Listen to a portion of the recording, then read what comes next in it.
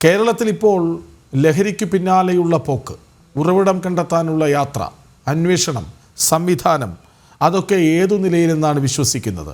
എല്ലാം കൈവിട്ടു പോയ അവസ്ഥയോ? വളരെ ഗൗരവമായിട്ട് എടുക്കേണ്ട ഒരു സാഹചര്യത്തിൽ തന്നെയാണ് ലഹരി വസ്തുക്കളുടെ വ്യാപനം നമ്മുടെ സമൂഹത്തിൽ ഉള്ളത്. നമ്മുടെ സമൂഹത്തിൽ മാത്രമല്ല, പൊതുവെ ലോകമെമ്പാടും അത്തരത്തിലുള്ള ഒരു ട്രെൻഡ് വ്യക്തമാവുന്നു.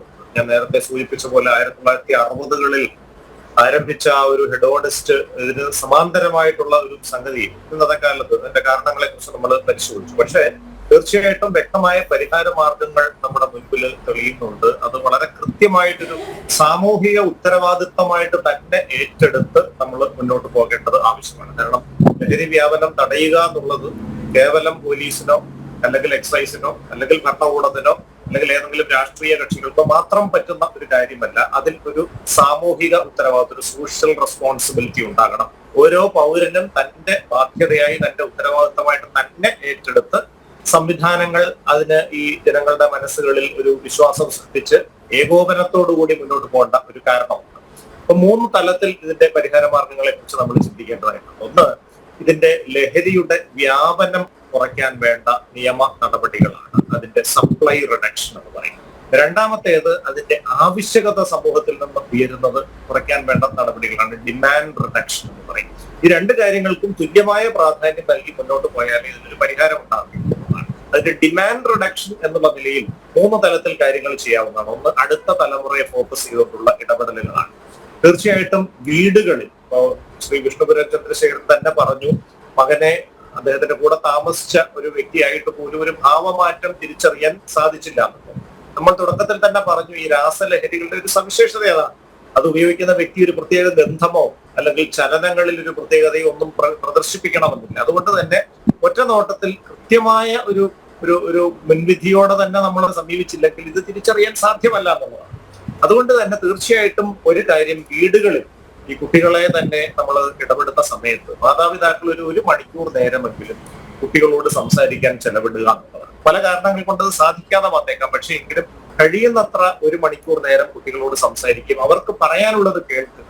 അവരെ ശാസിക്കുകയോ അവർക്ക് വഴി കാണിച്ചു കൊടുക്കുക എന്നുള്ളതല്ല, അവരെ കേൾക്കുക എന്നുള്ളതാണ്. കൗമാരപ്രായക്കാരുടെ പൊതുവായിട്ടുള്ള ഒരു പരാതി, ലഹരികളിൽ കൊടുക്കുന്ന കൗമാരപ്രായക്കാരടക്കം പറയുന്നത്, ഞങ്ങളെ കേൾക്കാൻ ആരും തയ്യാറല്ല, ഞങ്ങളെ ഉപദേശിക്കാനാണ് എല്ലാവർക്കും വ്യഗ്രത, ഞങ്ങൾ പറയുന്ന പ്രയാസം ഒന്ന് തുടങ്ങുമ്പോൾ തന്നെ ഇതിനേക്കാൾ 100 മടങ്ങ് വലിയ പ്രയാസം ഞങ്ങൾ ബാല്യത്തിൽ അനുഭവിച്ചിട്ടുണ്ട് എന്ന് പറഞ്ഞുകൊണ്ട് ഞങ്ങളുടെ പ്രശ്നങ്ങളെ നിസാരവൽക്കരിക്കുന്ന ഒരു മുതിർന്ന തലമുറയാണ് ഇന്നത്തെ പ്രശ്നമെന്ന് കൗമാരപ്രായക്കാരുടെ അവരുടെ ഒരു കാഴ്ച. അപ്പൊ അവരെ കേൾക്കുക, അവരുടെ ജീവിതത്തിൽ എന്തെങ്കിലും അനാരോഗ്യകരമായ സ്വാധീനം ഉണ്ടായാൽ തുടക്കത്തിൽ തന്നെ തിരിച്ചറിയാനും ഇടപെടാനും അത് മാതാപിതാക്കളെ സഹായിക്കുന്ന ഉറപ്പാണ്. വിദ്യാലയങ്ങളിൽ നടത്തേണ്ട ഇടപെടലുകൾ, ഇത്തരത്തിലുള്ള കാര്യങ്ങളെ എല്ലാം സമഗ്രമായി പരിഹരിക്കാൻ വേണ്ട ഒരു ജീവിത നിപുണത വിദ്യാഭ്യാസം പാഠ്യപദ്ധതിയുടെ ഭാഗമായിട്ട് തന്നെ വരേണ്ടതുണ്ട്. അതിനൊരു ഗ്രേഡിങ്ങും കൊടുക്കേണ്ടതുണ്ട്. ഇതിന് പാരലായിട്ട് സമാന്തരമായി രക്ഷിതാക്കൾക്ക് വേണ്ടിയിട്ടുള്ള ഒരു പാരന്റിംഗ് പരിശീലനവും വിദ്യാഭ്യാസ പാഠ്യപദ്ധതിയുടെ ഭാഗമായിട്ട് തന്നെ വേണം. ഒരു ടേമിൽ ഒരു പ്രാവശ്യമെങ്കിലും ഒരു ക്ലാസ് PTA വിളിച്ച് പ്രധാനപ്പെട്ട പാരന്റിംഗ് മാർഗനിർദ്ദേശങ്ങൾ രക്ഷിതാക്കൾക്ക് നൽകേണ്ടതും അത്യാവശ്യമായിട്ടുള്ള ഒരു കാര്യമാണ്. പൊതുസമൂഹത്തിൽ വ്യാപകമായി 3 തരത്തിലുള്ള സാക്ഷരതകൾ ആവശ്യമാണ്.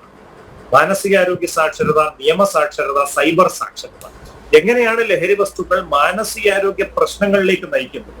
എങ്ങനെയാണ് ലഹരിക്ക് അടിമപ്പെട്ട ഒരു വ്യക്തി സ്വന്തം വീട്ടിലുള്ള ആളുകളെ പോലും വധിക്കുന്ന അവസ്ഥയിലേക്ക് എത്തുന്നത്? ഇത് പൊതുസമൂഹത്തിൽ വ്യക്തമായ ഒരു ബോധ്യം ഉണ്ടാക്കി കൊടുക്കേണ്ടത് ആവശ്യമാണ്.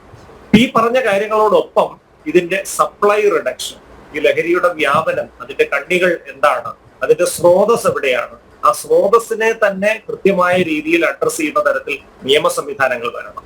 ഏറ്റവും പ്രധാനം, ഇത്തരം കേസുകളിലും മറ്റും ഇങ്ങനെ വലിയ തോതിൽ വാണിജ്യ അടിസ്ഥാനത്തിൽ ഇത് വിപണനം ചെയ്യുന്നതും മറ്റുമൊക്കെ ശ്രദ്ധയിൽപ്പെട്ട് കഴിഞ്ഞാൽ കർശനമായ നിയമ നടപടികൾ അത് വേഗത്തിൽ നടക്കുക വഴി സമൂഹത്തിൽ ഒരു ഡിറ്ററന്റ് മെസ്സേജ് വരും. ഇങ്ങനെ ലഹരി വസ്തുക്കളുമായിട്ട് പിടിക്കപ്പെട്ടാൽ അതിലൊരു നിയമ നടപടി വരും എന്നുള്ള ഒരു കാര്യം. പക്ഷെ അതോടൊപ്പം തന്നെ ഈ പറഞ്ഞ NDPS ആക്ടിൽ അടക്കം പറഞ്ഞിട്ടുള്ള കാര്യങ്ങളുണ്ട്. ഇപ്പോ വ്യക്തിപരമായ ഉപയോഗത്തിന് വേണ്ടി ലഹരി ഉപയോഗിക്കുന്ന വ്യക്തികൾ അവരൊരു പുനർവിചിന്തനത്തിന് തയ്യാറായാൽ അവർക്ക് ആവശ്യമായ മാനസികാരോഗ്യ പിന്തുണ കൊടുത്ത് അവരെ പുനരധിവസിപ്പിക്കാൻ വേണ്ട നടപടികൾ ആവശ്യമാണ്. അതുവഴി അവരെ മുഖ്യധാരയിലേക്ക് എത്തിക്കാനും ഈ കുറ്റകൃത്യം അവരെ ആവർത്തിക്കാതിരിക്കാൻ വേണ്ട സാമൂഹ്യ പിന്തുണ അവർക്ക് ലഭ്യമാക്കുകയും വേണം. ഇത്തരത്തിൽ സമ്പൂർണവും സമഗ്രവുമായിട്ടുള്ള ഒരു ഇടപെടൽ, അതിനൊരു സാമൂഹ്യ ഉത്തരവാദിത്വത്തിന്റെ അടിസ്ഥാനവും കൂടെ ഉണ്ടായാൽ മാത്രമേ നമുക്ക് പ്രതീക്ഷയ്ക്ക് വകയുള്ളൂ.